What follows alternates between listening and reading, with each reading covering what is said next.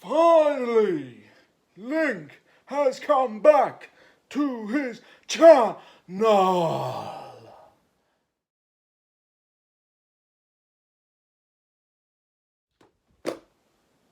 Hey legends, you're back again. Thank you so much for watching today. Today we're going to do another top 10. We're going to do my top 10 bands or artists. I've put bands and artists all in one. This isn't necessarily who I think are the best 10 bands or artists ever. It's my favourite 10. Let's get on with the list. In at 10, you got Black Stone Cherry. Absolutely love Black Stone Cherry. Seen them live. Me and Mary Jane got a thing going on. Banger. Mary Jane is an absolute banging song. I love Things My Father Said as well. They're the two that really stick out. Oh, and Boom Boom as well. Blame It on the Boom Boom. That's an absolute brilliant song again. Even if you're not really into like metal, they're kind of like hard country rock metal. They're in a weird sort of genre of their own. But yeah, they're absolutely awesome. So if you haven't checked out Black Stone Cherry, check them out. Number 9 is kind of governed by my childhood a lot. When I was a kid, my favourite band to listen to was Busted. One of my older brothers, who lost, his bandproof, was massively into like metal, and I did used to like listening to like metal with him, and I used to listen to like Maiden and Guns N' Roses and all sorts of heavy stuff, Cradle of Filth. But like the sort of softer kid-friendly version for me was like Busted's kind of pop rock, that was sort of pop rock, pop punk that they were doing. Absolutely loved Busted when I was a kid. I've seen them live a few times, and yeah, that is my Busted. And in at number 9. With number 8, I think a lot of the younger people amongst us will be going, who? Glen Campbell is a legend. He is a legend of music. He sings Rhinestone Cowboy, Wichita Lineman. He's just a legend. He's just one of those people that is an absolute legend. If you haven't ever listened to Glen Campbell, he's got a great voice. He's also a really talented musician himself. He can play the guitar very well, play the bass very well. He actually, for a while, played the guitar for the Beach Boys because they were someone short. So that shows you the level of musician he was at the time. For the Beach Boys to be like, oh, we need to get a guitarist. You'll do. That shows you the level he was at if the Beach Boys were like, yeah, we need him. So yeah. Number 8 is Glen Campbell. Coming in at number 7 is a little band called Downstate. You probably haven't heard of them, and they're absolutely awesome. They, if you pardon the pun, they write a lot of wrestling entrance music as well as some really good sort of rock metal songs. They do The Miz's I Came to Play. They do Cody Rhodes' Kingdom, which is his AEW entrance music. They also did Dolph Ziggler's Here to Show the World. Really cool entrance music, really cool music in general. I love them. I listen to them loads. A lot of people like that know me will hear me listen to it. They'll be like, "Who's that?" Because they don't know, they've never heard it, and they're like, "I like it." So yeah, I definitely recommend you go check them out. Really cool band. Really, sort of, it's not super heavy. So if you're not really into metal, you could probably still enjoy it. But it's heavy enough that if you do like metal, you probably still enjoy it as well. So it's sort of like in that mid ground, which I love. In at number 6. Bipolar Sunshine, which is, before we talk about the music, it is my favourite name for an artist ever. The sort of juxtaposition of being bipolar and sunshine, I just absolutely love that. Like just the contrast in that statement, I absolutely love. So that's the first thing. Second thing is, lyrically, awesome. You might have heard of a band a good few years ago that were on Soccer AM quite a lot called Kid British. Another band I love. They didn't make the top 10. Bipolar Sunshine is Adio, who used to be the lead singer of Kid British. Well, maybe not the lead singer. They sort of rotated in Kid British, but he was one of the main guys. He's awesome. He sort of goes between rap to singing, and he's featured on some DJ Snake tracks, and he's been featured by a few people recently. He's someone that's definitely on the up. But yeah, if you haven't checked out Bipolar Sunshine, he's got some absolute awesome tracks. Daydreamer, one of my favourite ones, one of the ones that led to the tattoo I've got on my wrist, which says Love More Worry Less, is a song called Love More Worry Less. If you've never listened to Love More Worry Less by Bipolar Sunshine, stick it on. I promise you'll enjoy it. It's so good. So yeah, number 6, Bipolar Sunshine. Number 5, eh? Everyone that knows me knows I love Guns N' Roses. I love Duff. I love Axl. I love Slash. I don't really know what to say about Guns N' Roses. Everyone knows who Guns N' Roses is. Everybody loves at least one Guns N' Roses song. Even if they pretend they don't, because they're like, oh, I don't like Axl Rose. Everybody likes Guns N' Roses. Stop lying to yourselves. Yeah, so there's not really much to say about Guns N' Roses at number 5. Just, I love them. Seen them live. It was like an out-of-body experience at times when I saw them live, because I was just sort of sat there going, that's Axl. That's the guy that when I was like a little 6-year-old kid, I remember dancing around my parents' dining room with my brother playing music on his PC. Back in them days when it was easier to play music on a PC than anything else. And screaming Paradise City when I was like a little 6-year-old kid, screaming, when the grass is green and the girls are pretty! When I was a tiny little kid, I remember that vividly. So yeah, when I was seeing Axl Rose scream that, it was surreal. It was surreal going from being a kid, listening to that at home, to seeing him live. Surreal experience for me, something I'll never forget. So number 5 is GNR. Before we get into the top 4, I just want to say really quickly, at this point, from Guns N' Roses upward, it's really tight, okay? I just want to make that clear. So from 5 onward, it is super tight as to who gets in where. Just so you don't think, oh, I'm surprised he likes them all. They're all very close. So just want to make that clear before we tell you number 4. Number 4 is the Prince of fucking Darkness. That's my best Birmingham accent. My best Aussie impression's not good at all. Sharon! But yeah, anyway, so number 4, Ozzy Osbourne. Everybody loves Ozzy. Even if you don't like metal, you love Ozzy. You love his madness. You love him eating bats' heads. You love the craziness. You love Crazy Train. Everybody loves Crazy Train. What can I say, man? He's someone else to sing live, and I just absolutely love Ozzy Osbourne.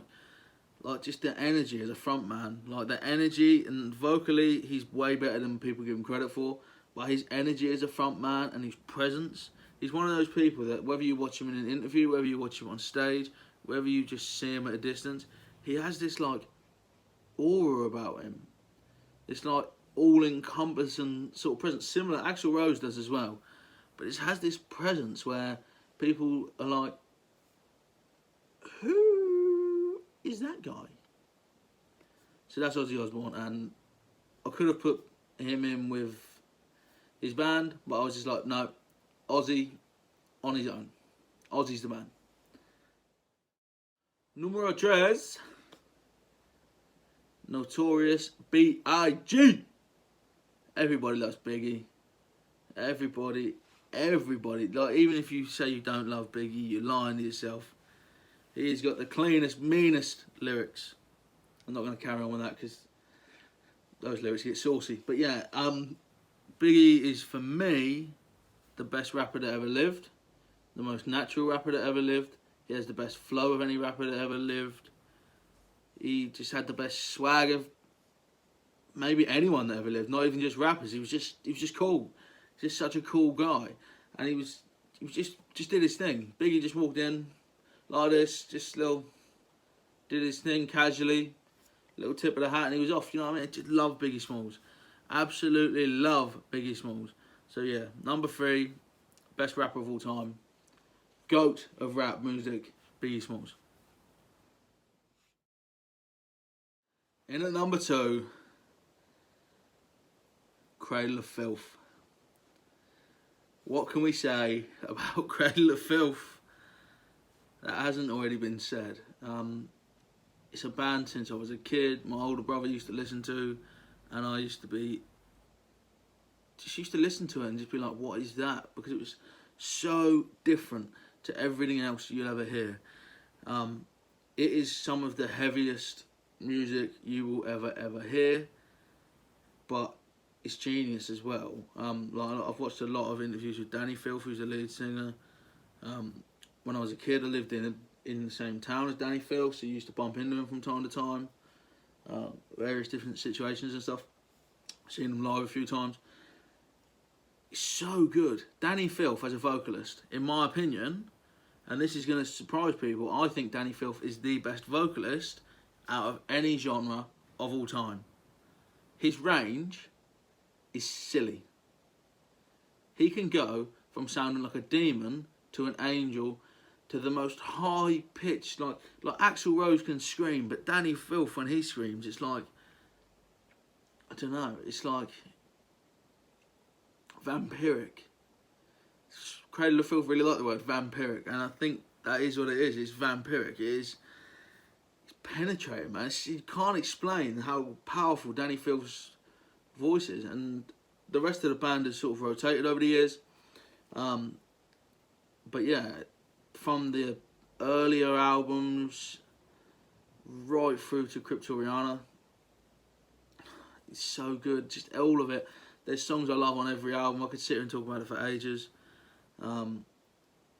But yeah, the best thing to do is just go check them out yourself.